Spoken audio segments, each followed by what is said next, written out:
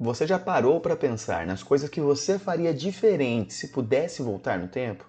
E se eu te disser que algumas simples mudanças podem transformar sua vida nos próximos anos? Hoje eu vou compartilhar com você 10 verdades que eu gostaria de ter entendido aos 20 anos.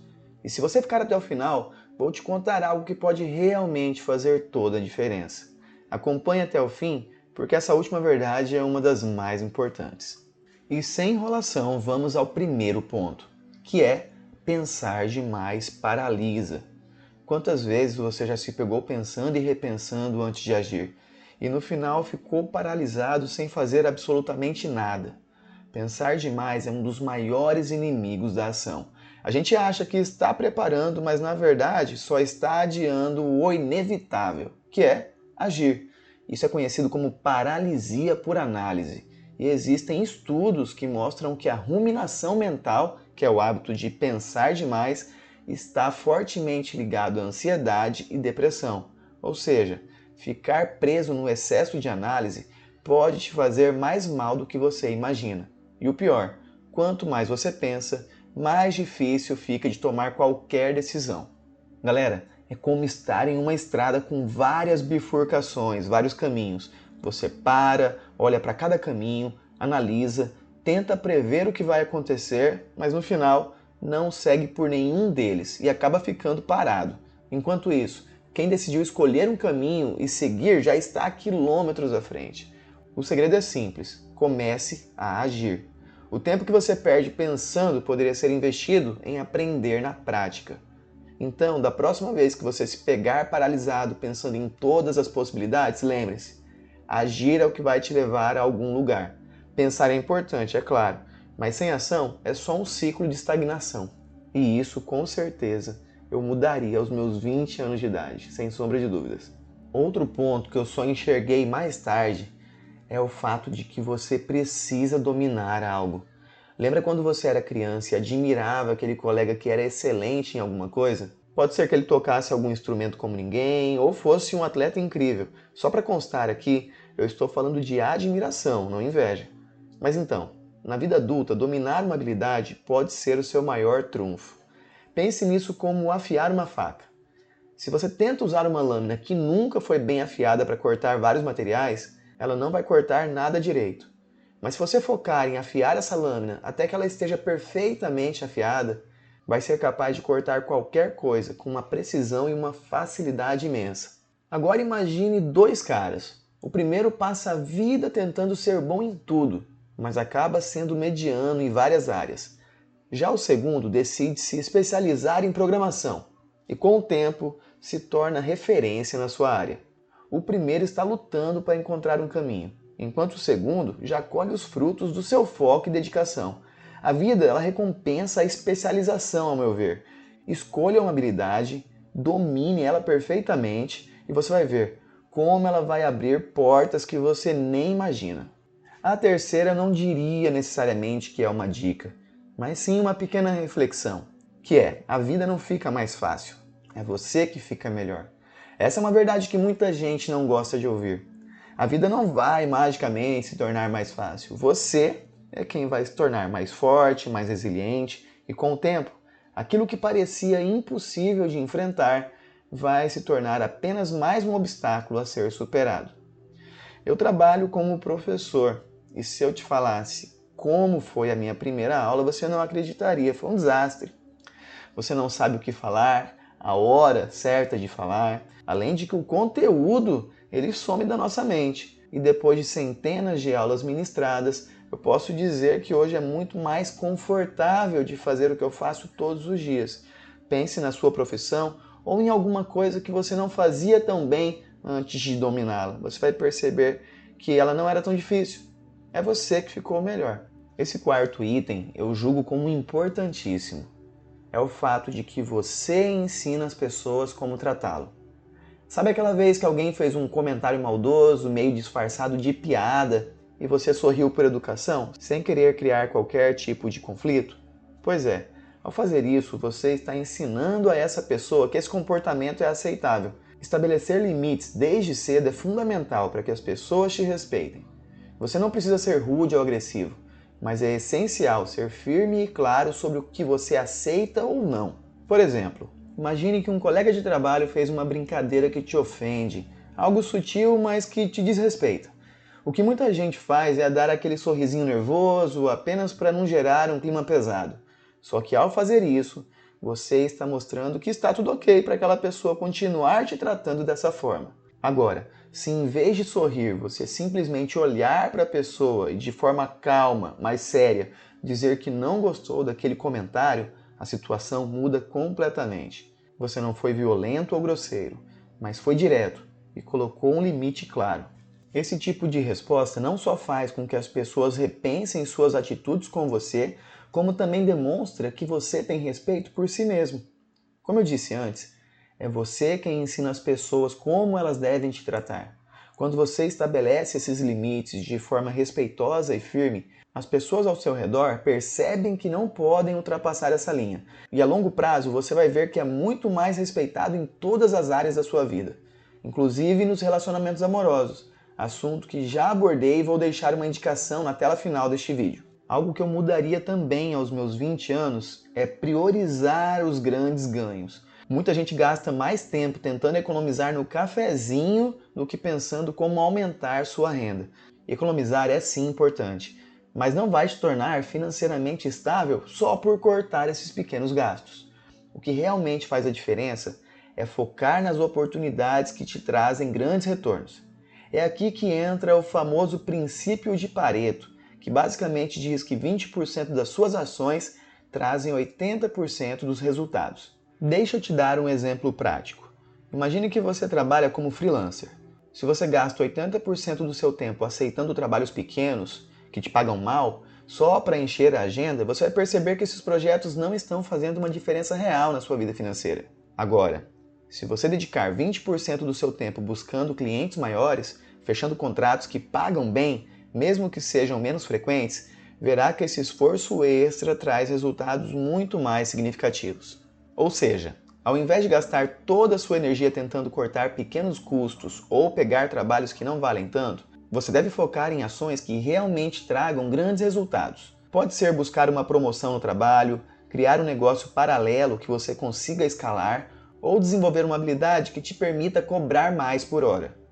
Antes de eu dar o próximo exemplo, eu quero dizer que eu sei que cada pessoa passa por uma situação diferente, principalmente quando falamos de dinheiro. Por isso, não encare isso como uma regra a ser seguida cegamente.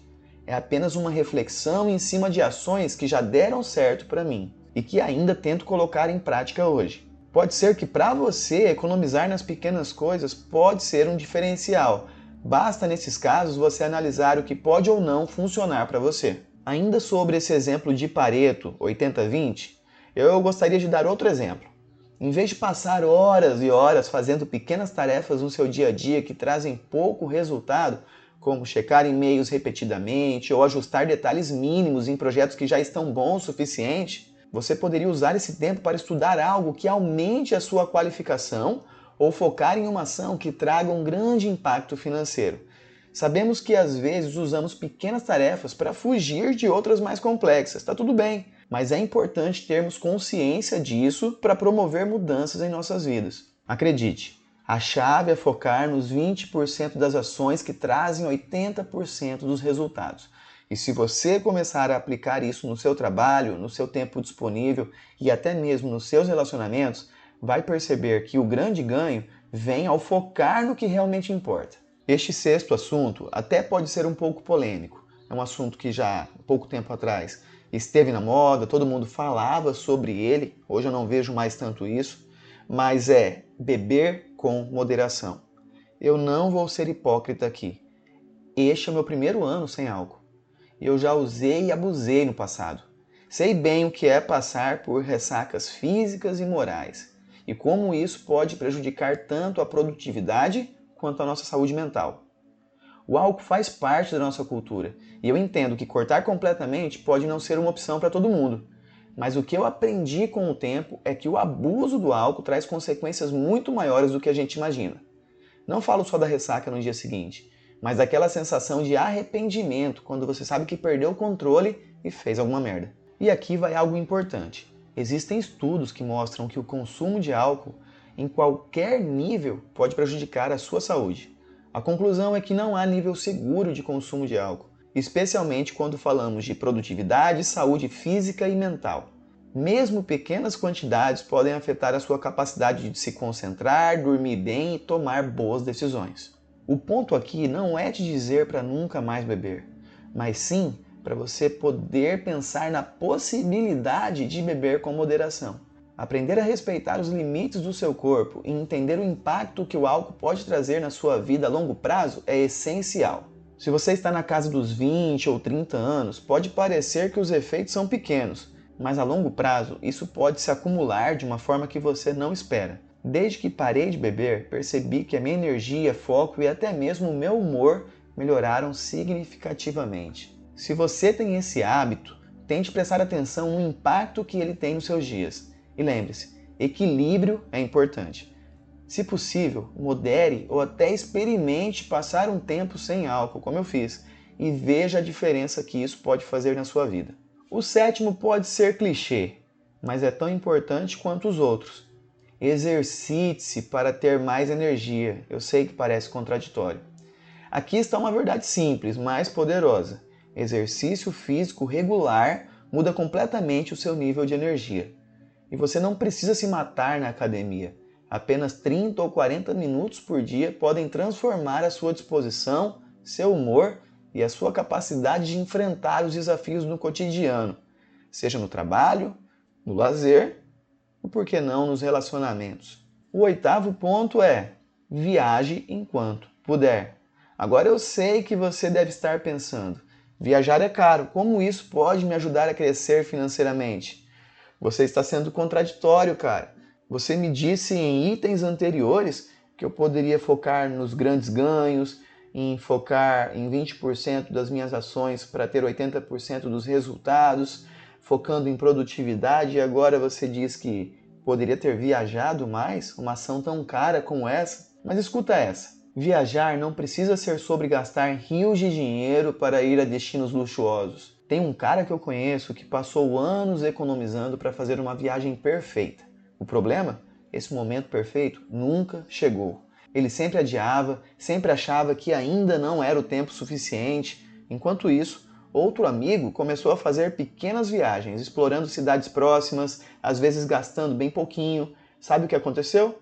Ele foi acumulando experiências, conhecendo novas culturas e pessoas, e isso mudou completamente sua visão de mundo.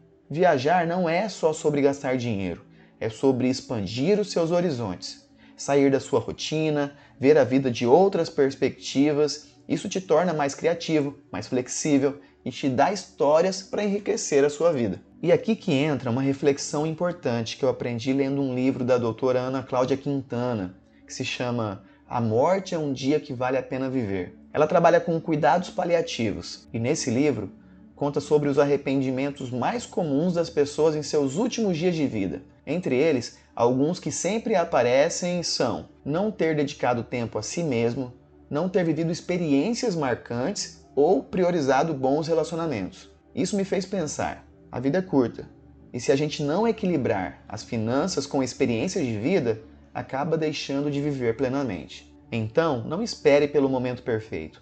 Você não precisa de uma viagem internacional luxuosa para se sentir realizado. Comece pequeno, como uma viagem ao interior do seu estado, por exemplo. O mais importante é viver essas experiências, criar memórias que vão te acompanhar para sempre. Eu diria também ao meu eu de 20 anos, foque no presente. Quantas vezes você já se pegou preso no passado ou ansioso pelo futuro? A verdade é que a vida acontece agora, neste exato momento. E quando a gente não foca no presente, está perdendo os principais momentos da nossa vida. É algo que muita gente percebe tarde demais.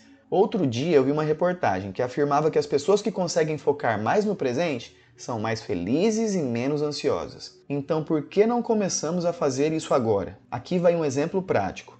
Quando foi a última vez que você realmente sentiu o sabor da comida que estava comendo? Eu falo comer sem assistir TV, sem mexer no celular, apenas apreciando o momento.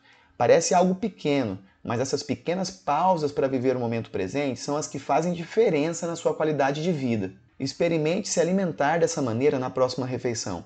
Coloque toda a sua atenção nos sabores, na textura e nas sensações. Respire fundo, saboreie cada pedaço e sinta como esse momento pode ser mais pleno. Esse é o poder de focar no agora. Você consegue apreciar os momentos de verdade e não apenas passar por eles. A vida é feita de pequenos momentos que muitas vezes nós deixamos passar despercebidos.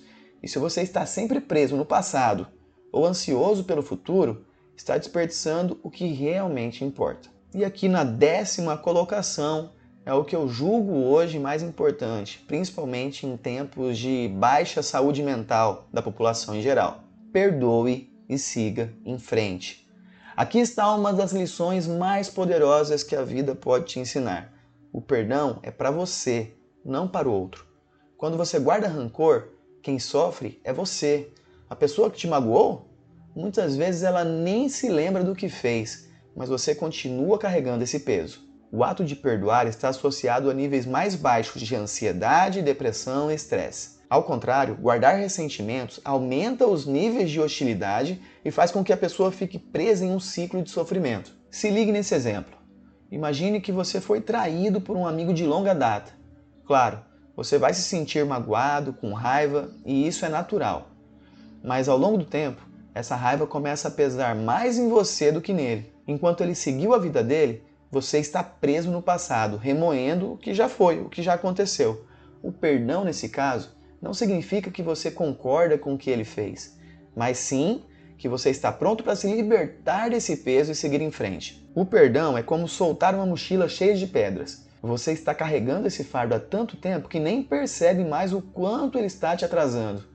Mas ao deixar isso para trás, você se sente mais leve, livre para continuar seu caminho. Então, perdoar não é um ato de fraqueza, e sim um ato de inteligência emocional. Agora me conta nos comentários, qual dessas verdades fez mais sentido para você?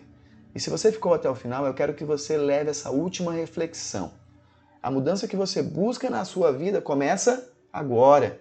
Não amanhã, não semana que vem, mas agora. Então o que você vai fazer de diferente a partir de hoje? A gente se fala na próxima e valeu por assistir.